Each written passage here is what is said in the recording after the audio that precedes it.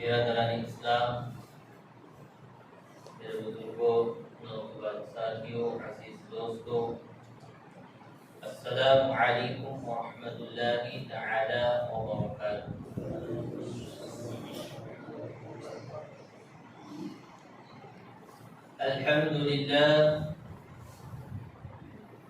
الحمد لله الذي نور قلوب العارفين بصراط الهداية والفرقان،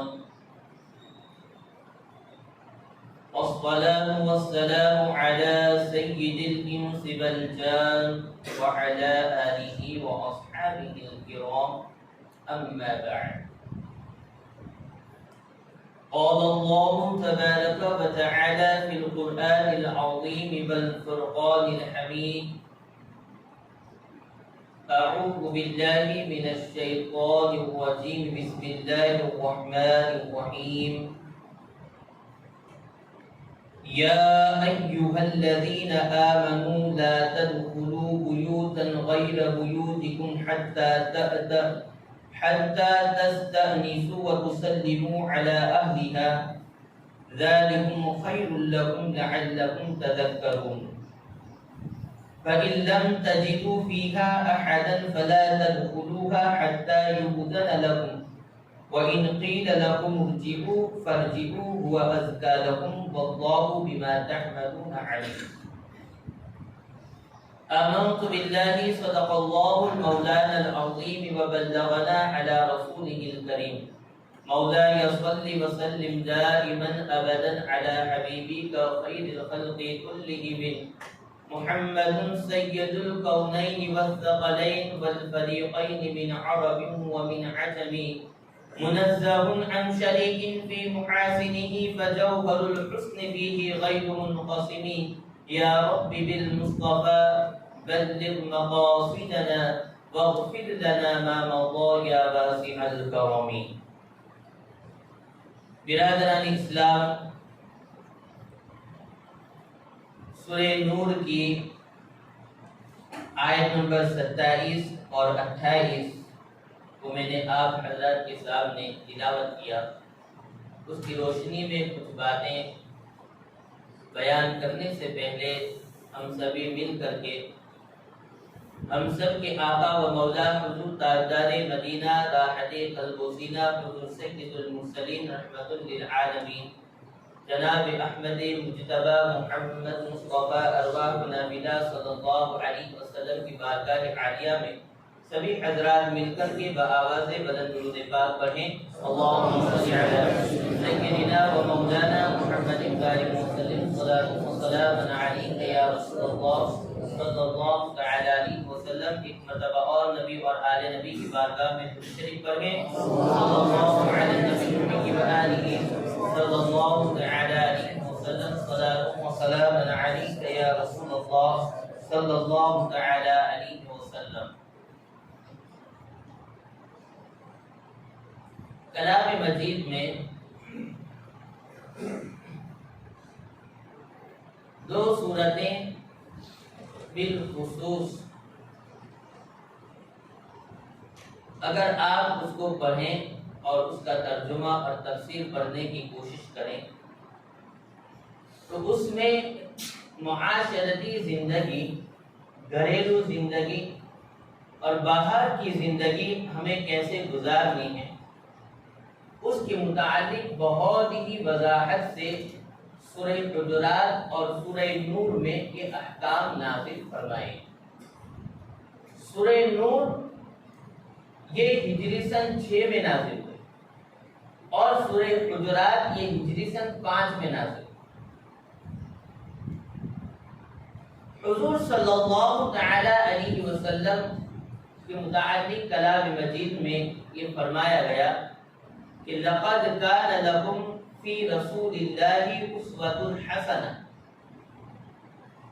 کہ اے لوگو تمہیں اپنی زندگی کس طرح گزارنی ہے، تمہیں کیسے کھانا ہے، کیسے پینا ہے، کیسے سونا ہے، کیسا لباس پہننا ہے، اپنا وقار، اپنی بولی، یہ تمام چیزیں تمہیں کیسے رکھنی ہیں. اس کے لیے مردوں کے لیے تو ایک آئیڈیل کلام مجید میں بیان فرما دیا گیا کہ یہ رسول تمہارے لیے اسوہ حسنہ ہے، ان کی زندگی کو تم اپنا لوگے، ان کی سنتوں پر اگر تم عمل کر لوگے تو تمہاری جو زندگی ہے وہ کامیاب زندگی۔ اچھا، یہ تو رہا مردوں کے تعلق سے، مگر عورتوں کے تعلق سے عورتوں کا آئیڈیل کون بن سکتا ہے؟ عورتوں کی بھی جو زندگی ہے، انہیں اپنی نجی زندگی میں کس طرح رہنا ہے، کس طرح لوگوں سے بات چیت کرنی ہے، کیسا لباس پہننا ہے، پردے کے کیا احکامات ہیں، تمام چیزیں جو عورتوں کے متعلق ہیں، تو اس کے لیے تو حضور آئیڈیل نہیں بن سکتے۔ مردوں کے لیے ہے، عورتوں کے لیے کیا ہے؟ تو آپ سورہ حجرات اگر پڑھیں تو یہ جو آیت کریمہ ہے، انما یرید اللہ لیذہب عنکم الرجس اہل البیت ویطہرکم تطہیرا، یہ آیت اکثر ہم محرم کے مہینے میں شان اہل بیت میں ہم یہ آیت پڑھتے ہیں، مگر یہ آیت جو اصل میں کس کے لیے نازل ہوئی، تو اگر آپ سورہ حجرات کی ابتدا سے پڑھیں گے تو آپ کو پتا چلے گا کہ یہ آیت جو اصل میں نازل ہوئی ہے وہ ازواج مطہرات کی شان میں نازل ہوئی، حضور کی پاک بیویوں کی شان میں نازل ہوئی۔ تو حضور کی جو بیویاں ہیں وہ مومن مردوں کی جو عورتیں ہیں، مومنہ عورتیں ہیں، تو حضور کی ازواج مطہرات جو ہے وہ مومنہ عورتوں کے لیے آئیڈیل ہیں کہ اگر عورتیں اپنی زندگی کو کامیاب بنانا چاہتی ہیں تو وہ ازواج مطہرات کی زندگی کو پڑھ لیں اور اس پر عمل کریں تو ان کی زندگی کامیاب ہو جائے۔ آج میں سورہ نور کی آیت نمبر 27، 28، 29، 30 اور 31 کو آپ کے سامنے پڑھوں گا، اس کا ترجمہ اور مختصر سی تفسیر اور اس کے ضمن میں چند احادیث کریمہ آپ کے سامنے بیان کرنے کی کوشش کروں گا۔ اللہ تعالی ہمیں عمل کی توفیق عطا فرمائے۔ ان آیات میں خصوصی طور پر مومنوں کو یہ حکم دیا گیا ہے کہ جب تم کسی کے گھر جاؤ تو کسی کے گھر میں داخل ہونے کے جو آداب ہیں وہ کیا ہیں، تم کسی کے گھر میں کیسے داخل ہوں گے، کس طرح اس میں جاؤ گے، اور جب تم گھر میں داخل ہو گئے، صاحب مکان نے تمہیں داخلے کی اجازت دے دی، ویلکم کہہ دیا، تو اب تم گھر میں جا کر کے تمہاری حالت کیا ہونی چاہیے، تمہارا کردار کیا ہونا چاہیے، یہ تمام چیزیں سورہ نور کی ان آیتوں میں بیان کیا گیا ہے۔ رب تبارک و تعالی فرماتا ہے، یا ایھا الذین آمنوا، اے ایمان والو، لا تدخلوا بیوتا غیر بیوتکم، تم کسی کے گھر میں اس وقت تک داخل نہ ہو حتی تستأنسوا وتسلموا علی اہلھا، جب تک کہ تم ان گھروں میں رہنے والوں سے اجازت نہ لے لو اور انہیں سلام نہ کر لو، ذالکم خیر لکم لعلکم تذکرون، یہ تمہارے لیے بہت ہی بہتر ہے اگر تم جو ہے وہ نصیحت حاصل کرو۔ تو اس آیت میں مومنوں کو یہ حکم دیا گیا کہ جب تم کسی کے گھر پر جاؤ تو اس گھر میں اس وقت تک تم داخل نہ ہو جب تک کہ وہ مکان والے تمہیں اجازت نہ دیں۔ اب اگر وہ گھر والے تمہیں اجازت دے دیں تو فرمایا کہ سب سے پہلے تم ان کو سلام کرو اور پھر تم اس گھر میں داخل ہو۔ داخلے کا طریقہ کیا ہے؟ داخلے کا طریقہ یہ ہے کہ آپ کسی کے بھی گھر جاؤ تو اگر اس گھر کے دروازے پر پردہ لگا ہوا ہے تو آپ سیدھے جا سکتے ہیں دروازے تک، مگر اس گھر میں پردہ نہیں لگا ہوا ہے تو حکم یہ ہے، حدیث پاک کا مفہوم ہے کہ تم کنارے سے جاؤ، اوٹ سے جاؤ، اس دروازے کے آڑ سے جاؤ، تاکہ تمہاری نگاہ جو ہے وہ ڈائریکٹ اس گھر کے اندر نہ پڑے۔ اب جب تم اس گھر پر پہنچ گئے تو قرآن کہتا ہے کہ تم وہاں پر اجازت دو۔ اجازت کس طرح لو گے؟ اگر ڈور بیل لگا ہوا ہے تو اس کی سوئچ دباؤ تاکہ اس گھر والے کو پتا چلے کہ گھر کے باہر کوئی کھڑا ہے۔ اگر نہیں ہے تو کنی وغیرہ ہو تو اس کو کھٹکھٹاؤ یا دروازے ہی پر ہاتھ سے دستک دے۔ اب یہاں پر جو ہے وہ حکم یہ ہے کہ 3 مرتبہ آپ اجازت طلب کریں گے، اس سے زیادہ یہ نہیں کہ پھر لگے ہاتھ اس کو کھٹکھٹا بھیتارا سویا ہوا ہے، جب تک اس کی نیند خراب نہ ہو جائے وہ دروازہ کھٹکھٹاتے رہو یا ڈور بیل جو ہے وہ بجاتے رہو۔ ڈور بیل میں ایک سسٹم ہوتی ہے کہ ایک مرتبہ آپ اگر سوئچ آن کریں گے تو وہ کچھ سیکنڈ کے لیے بجتا ہے، تو وہ 3 مرتبہ کے حکم میں ہو جائے گا۔ جیسے کہ فون پر ہم اگر رنگ کرتے ہیں تو کسی کو ایک ہی مرتبہ اگر رنگ کرتے ہیں تو وہ صرف ایک مرتبہ رنگ نہیں بجتی بلکہ کئی مرتبہ وہ رنگ کئی سیکنڈ تک بجتی ہیں، تو وہ اس حکم میں 3 مرتبہ اجازت کے حکم میں یہ آ جاتا ہے۔ اب اگر کھٹکھٹانا ہے تو اب یہ ہے کہ آپ 3 مرتبہ کچھ وقت وقفہ کر کے کھٹکھٹائے۔ اگر گھر میں سے آپ کو سوال ہو کون ہے، آپ جواب دیں میں فلاں ہوں۔ وہ صاحب مکان اگر آپ کو اجازت دے تو آپ گھر میں داخل ہو، ان کو سلام کرو اور پھر اس گھر میں آپ بیٹھ سکتے ہیں جب کہ وہ صاحب مکان آپ کو اجازت دے۔ تو یہ کلام مجید کے حکم کے مطابق کسی کے گھر میں داخل ہونے کا یہ طریقہ ہے۔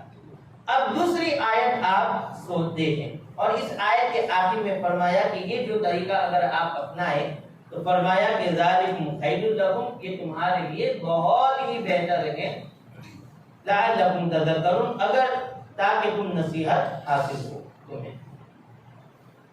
پھر اگلی آیت میں دیکھیں، فَإِن لَّمْ تَجِدُوا فِيهَا أَحَدًا فَلَا تَدْخُلُوهَا حَتَّى يُؤْذَنَ لَكُمْ۔ پھر اگر تم نہ پاؤ ان گھروں میں کسی کو جو اجازت دے تو ان میں مت داخل ہو۔ یعنی آپ نے 3 مرتبہ کھٹکھٹایا، ڈور بیل بھی لگایا یا فون پہ کال کیا، مگر گھر میں سے آپ کو کوئی اجازت نہیں مل رہی اور کوئی تمہیں جواب نہیں دے رہا ہے، تو پھر کہ چلو ٹرائی کرتے ہیں، شاید ایسے ہی دروازہ کڑی اندر سے نہ لگائی ہو اور کھلا ہو تو کھولتے ہیں، شاید کھلا ہو دروازہ اور ہم گھر میں گھس گئے۔ یہ ناجائز طریقہ ہے۔ کیا ہے؟ ناجائز اور حرام طریقہ ہے کسی کے گھر میں داخل ہونے۔ یا ایسے ہی اگر پردہ لگا ہوا ہے یا دروازہ کھلا ہوا ہے، پردہ نہیں لگا، ایسے ہی آپ کسی کے گھر میں داخل ہو گئے، بھلے وہ گھر میں لوگ جاگ رہے ہیں، بیٹھے ہیں یا کچھ بھی کر رہے ہیں، مگر سیدھے ہی آپ گھر میں داخل ہو گئے، یہ طریقہ غلط ہے، یہ صحیح طریقہ نہیں ہے۔ سب سے پہلے اس صورت میں بھی آپ کو اجازت لینی ہوگی۔ قرآن کیا کہتا ہے؟ اگر تمہیں اس گھر میں سے اجازت نہ ملے یا کسی نے آپ کو جواب نہیں دیا ہے، فَلَا تَدْخُلُوهَا، تو اس گھر میں داخل مت ہو، حَتَّى يُؤْذَنَ لَكُمْ، یہاں تک کہ اس گھر میں سے تمہیں اجازت نہ مل جائے۔ وَإِن قِيلَ لَكُمُ ارْجِعُوا فَارْجِعُوا، اور اگر اس گھر میں سے تمہیں یہ کہا گیا کہ آپ آئے ہیں مگر میں بزی ہوں، میرے پاس آپ کے ساتھ بیٹھنے کے لیے وقت نہیں ہے، آپ دوسرے وقت میں آئیے، ابھی آپ لوٹ جائیے، تو قرآن کہتا ہے فَارْجِعُوا، تو آپ لوٹ جائیں۔ یہ نہیں کہ یار میں اتنی دور سے آیا ہوں، میں یہاں سے آیا ہوں، وہاں سے آیا ہوں، آپ کے گھر آیا تھا، آپ نے مجھے اجازت نہیں۔ یہاں پر 2 طریقہ ہے۔ ایک تو یہ کہ اگر آپ کسی کے گھر ڈائریکٹ پہنچ گئے، بغیر کوئی انفارمیشن دیے، بغیر کسی خبر کے آگے سے آپ نے ان کو کوئی خبر نہیں دی تھی کہ میں آنے والا ہوں یا اس وقت آؤں گا یا دن میں کبھی بھی میں آؤں گا یا اس تاریخ کو یا اس وقت میں آؤں گا، اگر آپ نے صاحب مکان کو کوئی انفارمیشن نہیں دی، کوئی خبر نہیں دی ہے اور ایسے ہی ڈائریکٹ آپ کسی کے گھر پہنچ گئے اور اس صاحب مکان نے آپ کو کہہ دیا کہ میں بیزی ہوں یا مجھے کام سے نکلنا ہے یا میں کام میں ہوں، میں آپ سے نہیں مل سکتا ہوں، میں آپ کو وقت نہیں دے سکتا ہوں، آپ دوسرے وقت میں آئے، قرآن کہتا ہے فرجعوا، آپ دل و دماغ میں اس مکان والے کے لیے کوئی چیز نہ لائیں کہ اس نے میرے ساتھ یہ برتاؤ کیا، اس نے مجھے وقت نہیں دیا، وہ میرے ساتھ بیٹھا نہیں، اس نے اپنے گھر میں آنے کی اجازت نہیں دی۔ نہیں، یہ صاحب مکان کا حق ہے کہ وہ تمہیں کہہ سکتا ہے کہ تم واپس ہو جاؤ، تو قرآن کہتا ہے تم واپس ہو جاؤ۔ پھر قرآن کہتا ہے هو ازکا لکم، یہ تمہارے لیے بہت ہی پاکیزہ طریقہ ہے اور بہتر طریقہ ہے، واللہ بما تعملون علیم، اور اللہ تعالیٰ جو کچھ تم کرتے ہو خوب جانتا ہے۔ تو یہ ہے۔ ہاں، دوسرا طریقہ یہ ہے کہ آپ نے کسی کی اپائنٹمنٹ لی، پہلے سے فون کر دیا کہ میں فلاں تاریخ کو تمہارے گھر آؤں گا، یا صبح نکلنے کے وقت آپ نے کہہ دیا کہ میں اتنے وقت تک آپ کے گھر آ جاؤں گا یا اتنے وقت آؤں گا، شام کو آؤں گا، رات میں آؤں گا۔ تو یہ ہے کہ آپ نے صاحب مکان سے اجازت لے لی تھی، اس نے اجازت دی تھی، تو آپ اس وقت آ سکتے ہیں۔ اب گھر والے پر یہ ہے، حسن ادب یہ ہے اس کا کہ وہ آپ کا خیر مقدم کرے، ویلکم کرے، اور وہ آپ کو اپنے گھر میں آنے کی اجازت دے اور وہ آپ کے ساتھ بیٹھے۔ اگر اس کے باوجود وہ صاحب مکان آپ کے ساتھ برتاؤ اچھا نہیں کرتا ہے، تو اب وہ شخص جو ہے جس نے آپ کو ملنے کا وعدہ کیا تھا، اب اگر اس نے آپ کے ساتھ اچھا سلوک نہیں کیا تو اب وہ شخص گنہگار ہے۔ تو یہ دو طریقے ہیں ملاقات کے۔ پھر آپ دیکھیں آیت نمبر 29 میں رب تبارک تعالیٰ فرماتا ہے لیس علیکم جناح ان تدخلوا بیوتا غیر مسکونۃ فیہا متاع لکم۔ اب یہاں ایک دوسرا حکم الگ فرمایا کہ تم پر کوئی گناہ نہیں ایسے گھر میں جانے کے لیے، داخلے کے لیے کہ جس گھر میں کوئی بھی نہ رہتا ہو، وہ گھر ایسے ہی ہو، یا اس گھر میں تمہارا صرف سامان کوئی پڑا ہو یا کسی اور کا ہو اور تمہیں کچھ کام پڑا ہو، تو بغیر آپ جھجک کے، جس میں کوئی نہیں رہ رہا ہے تو بغیر اجازت کے آپ اس میں داخل ہو سکتے ہیں۔ اگر وہ آپ کا کوئی پہچان والا ہے یا آپ کو یہ امید ہے اس شخص کے کہ اس کے گھر میں اگر میں ایسے ہی جاؤں گا تو اس کو برا نہیں لگے گا، تب آپ جا سکتے ہیں۔ ورنہ کسی کا گوڈاؤن ہے، کسی کا ایسے ہی گھر بھرا ہوا ہے، آپ کو اس نے کچھ سامان رکھنے کے لیے دیا ہے اور اس میں اس صاحب مکان کا بھی کچھ سامان ہے، تو اس صورت میں بھی اگر اس صاحب مکان کو یہ خدشہ ہو کہ وہ میری اجازت کے بغیر جائے گا اور اس کو برا لگے گا، تو اب صاحب مکان کی اجازت لینا اس میں بھی ضروری ہے۔ مگر صاحب مکان کو اگر کوئی برا نہ لگے تو آپ ایسے گھر میں کہ جس میں کوئی نہیں رہ رہا، تو اس میں اب اجازت کی کوئی ضرورت نہیں، آپ اس میں داخل ہو سکتے ہیں۔ اب یہاں پر آیت نمبر 30 اور 31 میں مومنوں کو رب تبارک و تعالیٰ نے جو حکم دیا ہے وہ بڑا غور طلب ہے۔ کیا فرمایا؟ قل للمؤمنین یغضوا من ابصارهم ویحفظوا فروجهم۔ اے محبوب، مومن مردوں سے آپ فرما دیں کہ جب تم گھر میں داخل ہو جاؤ، کسی کے گھر میں داخل ہو گئے تو کیا کریں؟ یغضوا من ابصارهم، کہ وہ اپنی نگاہوں کو جھکائے رکھیں، وَيَحْفُظُوا فُرُوجَهُمْ، اور وہ اپنی شرمگاہوں کی حفاظت کریں۔ ذَلِكَ أَزْكَىٰ لَكُمْ إِنَّ اللَّهَ خَبِيرٌ بِمَا يَصْنَعُونَ، یہ طریقہ ان کے لیے پاکیزہ تر ہے، بے شک اللہ تعالیٰ ان کے کاموں سے اچھی طرح باخبر ہے۔ کیا حکم دیا گیا کہ آپ اگر کسی کے گھر میں داخل ہو گئے، ظاہر سی بات ہے کہ آپ کسی کے بھی گھر جائیں گے، خواتین وہاں ہوگی، اس کی بیوی ہوں گی، اگر کوئی ایسا گھر ہے وہاں اس کی بہن ہوگی، جوان بیٹیاں ہوں گی، عورتیں بھی ہوں گی گھر میں۔ یہاں پر مومنوں سے فرمایا گیا کہ یغضوا ابصارہم، اے محبوب ان مومن مردوں سے فرما دے کہ آپ جب گھروں میں داخل ہوں تو اپنی نگاہوں کو جھکاؤ، اپنی نگاہیں جھکائی رکھیں۔ یہاں پر ہمارا جو کلچر ہے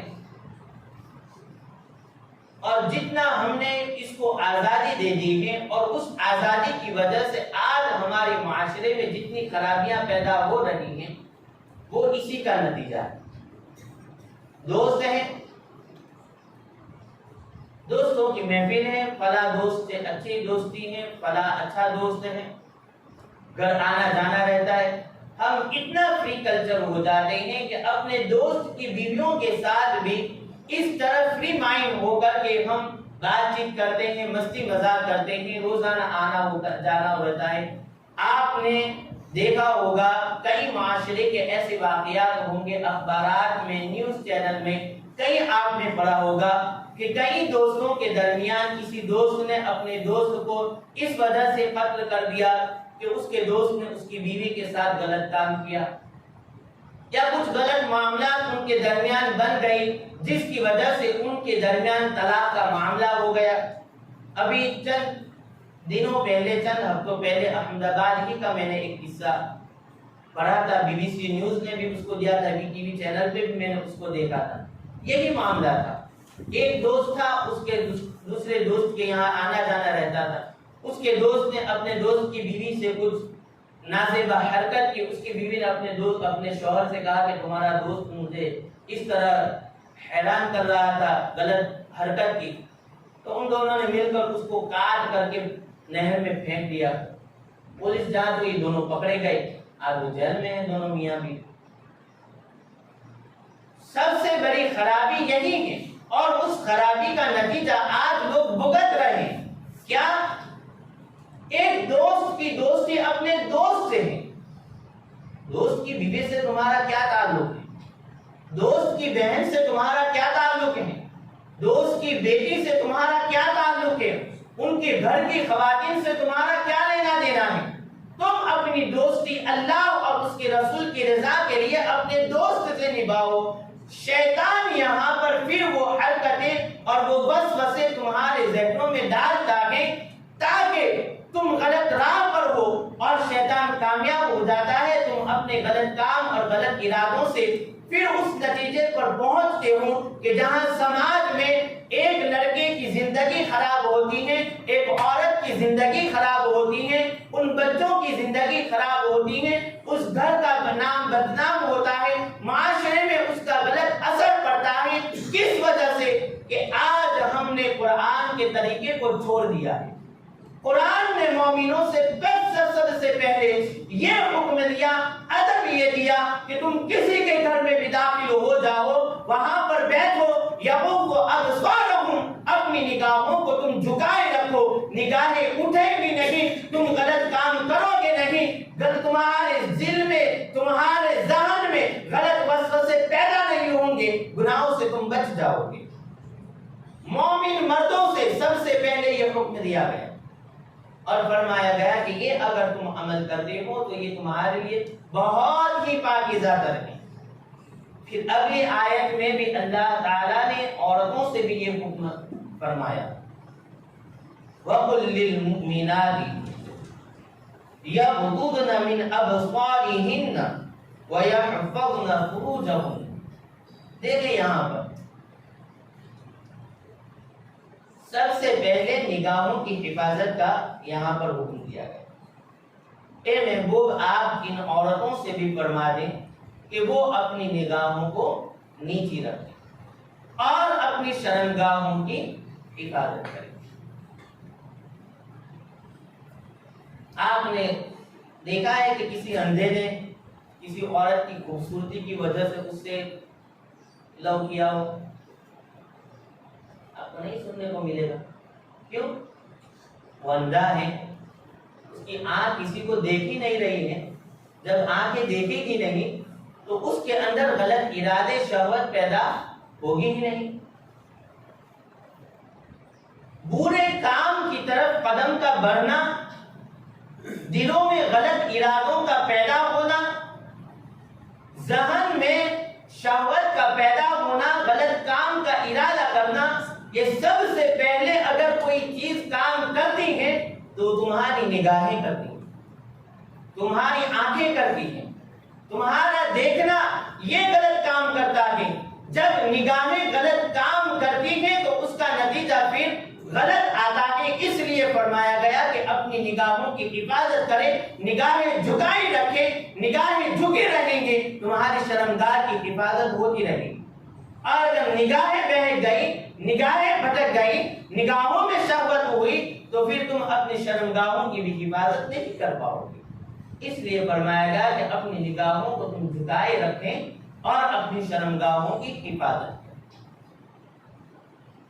یہ سورہ نور کی ان آیتوں میں اللہ تعالیٰ نے مومن مردوں اور مومن عورتوں کو یہ آداب سکھائے ہیں. اور کلام مجید میں اسی صورت میں مومن عورتوں سے یہاں تک یہ حکم فرمایا گیا ہے کہ اگر تمہارے گھر میں کوئی شوہر موجود نہیں اور اگر کوئی تمہارے گھر آ گیا تو سب سے پہلے تو یہ ہے کہ اگر کوئی محرم ہے، یعنی سگا باپ ہے، سگا بھائی ہے، سگا چچا ہے، سگا ماموں ہے، وہ کہ جن سے ہمیشہ کے لیے اس عورت کا نکاح کرنا حرام ہے ہر حالت میں، تو وہ محرم ہے، وہ داخل ہو سکتا ہے. مگر نامحرم کوئی چچا زاد بھائی آ گیا، کوئی ماموں زاد بھائی آ گیا، کوئی دوست آ گیا، کوئی اور آ گیا، تو قرآن نے یہاں تک عورتوں سے فرمایا کہ تم ان کے ساتھ اس طریقے سے بھی بات نہ کرو کہ تمہارے بات کرنے کا انداز شاید ایسا نہ ہو کہ وہ شخص کے دل میں تمہارے لیے کوئی غلط ارادہ پیدا ہو جائے. یہ حکم دیا گیا. داخلے کی اجازت تو درکنار، بات کرنے کے انداز کو بھی یہاں پر قرآن نے یہ کہا ہے کہ اس طریقے سے بات کریں. اب دیکھیں کہ ایسے لوگ جو بغیر اجازت کے اگر کسی کے گھر میں داخل ہو گئے، نبی اکرم صلی اللہ علیہ وسلم نے فرمایا، حضرت سیدنا ابو ہریرہ رضی اللہ تعالی عنہ سے روایت ہے، آقا دو عالم صلی اللہ علیہ وسلم نے فرمایا، من اطلع فی بیت قوم بغیر اذنہم فقد حل لهم ان يفقهوا عینہ. آقا فرماتے ہیں کہ اگر کوئی کسی قوم کے گھر میں بغیر اجازت کے داخل ہو گیا اور ان گھر والوں نے اگر اس کی آنکھ کو پھوڑ دیا تو وہ بیکار گئی. یعنی اگر وہ قاضی شہر کے پاس شکایت لے کر گیا کہ اس گھر والوں نے میری آنکھ کو پھوڑ دیا، قرآن حدیث پاک میں نبی اکرم صلی اللہ علیہ وسلم فرماتے ہیں کہ اس آنکھ کو جو پھوڑ دیا ان گھر والوں نے جس کے گھر میں وہ داخل ہوا بغیر اجازت کے، تو اب اس کے اوپر ان گھر والوں پر کوئی تاوان اور قصاص نہیں ہوگا، کوئی سزا نہیں ہوگی، بھلے اس کی آنکھ پھوٹ گئی. مختلف روایتوں میں اس چیز کو بیان کیا گیا ہے کہ اگر حضور صلی اللہ علیہ وسلم، صحابی رسول فرماتے ہیں کہ ایک مرتبہ ایک اعرابی حضور صلی اللہ علیہ وسلم کے گھر آئے. حضرت انس ابن مالک رضی اللہ تعالیٰ عنہ فرماتے ہیں کہ حضور کے حجرے کی دیوار پر درار پڑ گئی، ٹیپ جس کو ہم بولتے ہیں، درار جو پڑتی. وہ اعرابی جو ہے وہ اس دیوار کی درار سے گھر میں جھانک رہا. حضرت انس رضی اللہ تعالیٰ عنہ فرماتے ہیں کہ حضور صلی اللہ علیہ وسلم نے اس کو دیکھ لیا کہ کوئی دیوار کی آڑ سے اوٹ سے وہ درار سے جھانک رہا ہے. آپ تیر لے کر کھڑے ہوئے کہ اس کی آنکھوں میں پھوڑ. فرماتے ہیں کہ میں دیکھ رہا ہوں کہ حضور اس کو مارنے کے لیے کھڑے ہوئے. پھر وہ اعرابی نکل آیا. حضور نے فرمایا کہ اگر تو تیرا جھانکنا ثابت ہو جاتا تو میں تیری آنکھ کو پھوڑ دیتا. دوسری ایک روایت ہے کہ حضور صلی اللہ علیہ وسلم اپنا سر مبارک کھجا رہے تھے کسی لکڑی یا کنگھے سے، تو دیکھا کہ کوئی دیوار سے جھانک رہا ہے تو آپ اسی سے اس کو مارنے کے لیے کھڑے. تو یہ حرام ہے. کیا ہے؟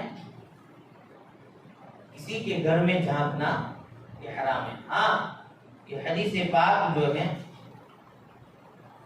حضرت ابو ذر رضی اللہ تعالی عنہ سے یہ روایت ہے کہ جس شخص نے کسی کے گھر کا پردہ ہٹایا اور اجازت کے بغیر گھر کے اندر نظر ڈالی، بے شک وہ اس حد تک پہنچ گیا جہاں تک پہنچنا اس کے لیے حلال نہ تھا، اور اگر گھر کے آدمی نے اس کی آنکھ پھوڑ دی تو وہ بیکار گئی.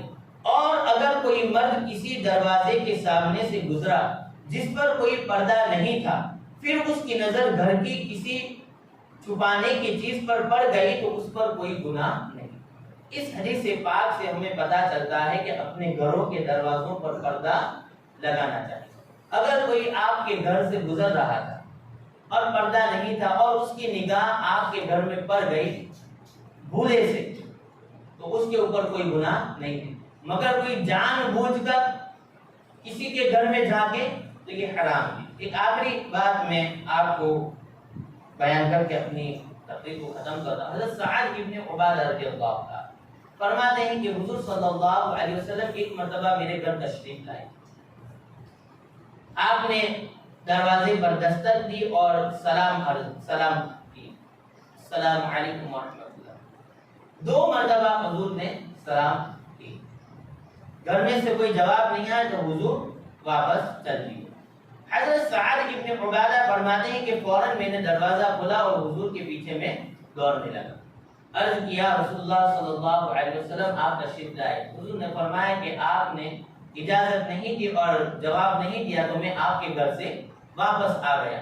وہ عرض کرتے ہیں یا رسول اللہ میں آپ کی آواز سن رہا تھا، میں نے دروازہ اس لیے نہیں کھولا کہ آپ جو مجھ پر سلامتی اور رحمت کی دعا کر رہے تھے تو بھلا یہ میری قسمت کتنی اچھی ہے کہ حضور صلی اللہ علیہ وسلم ہمارے نبی میری سلامتی اور رحمت کے لیے دعا کر رہے تھے، تو اس لیے میں آپ کو جواب نہیں دے رہا تھا کہ حضور اور میرے لیے دعا کرے اور میرے لیے دعا کرے. میں تو چاہ رہا تھا کہ تیسری مرتبہ بھی آپ مجھ پر سلامتی اور رحمت بھیجے. یا رسول اللہ اس لیے میں نے دروازہ نہیں کھولا. تشریف لائے. تو اس حدیث پاک سے بھی ہمیں پتہ چلتا ہے کہ کسی کے بھی گھر اگر آپ کو 2 یا 3 مرتبہ دستک دینے سے اجازت نہ ملے، جواب نہ ملے، تو آپ کو لوٹ جانا چاہیے. اس دروازے کو توڑنے کی کوشش نہیں کرنی چاہیے. یہ ادب ہے. قرآن اور حدیث کے مطابق اللہ تعالی ہم سب کو عمل خیر کی توفیق عطا فرمائے. کہ محمد سے وفا تونے تو ہم تیرے ہیں، یہ جہاں چیز ہے کیا لوگ کو قلم تیرے ہیں. محمد کی محبت دین حق کی شرط اول ہے، اگر اسی میں ہو کچھ خامی سب کچھ نامکمل ہے. السلام علیکم ورحمۃ اللہ وبرکاتہ. ابھی بعد نماز جمعہ